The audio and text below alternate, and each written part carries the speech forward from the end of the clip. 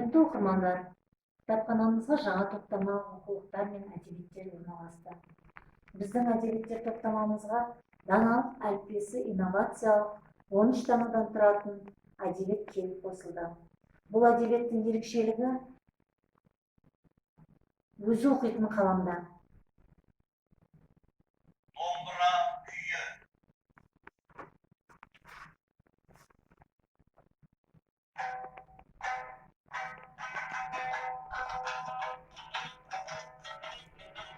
Әдебиеттеріміз нақыл сөз,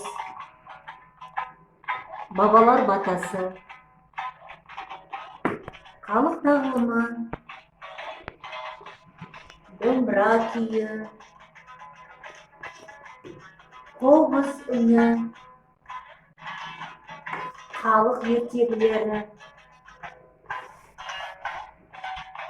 халық жыр дастандары,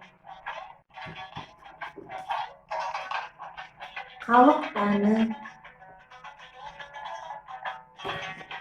билер шешендік сөздері, аталар сөзі,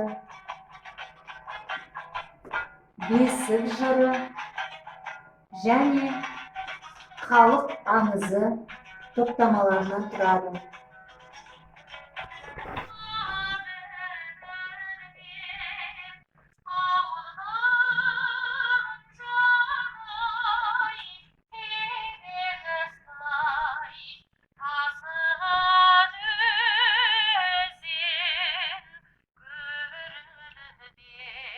Құрметті оқырмандар, егер де сіздер осы оқулықтан әдебиеттерді оқығыңыз келсе, біздің кітапханамыздың есігі сіздерге әрдайым айқара ашық.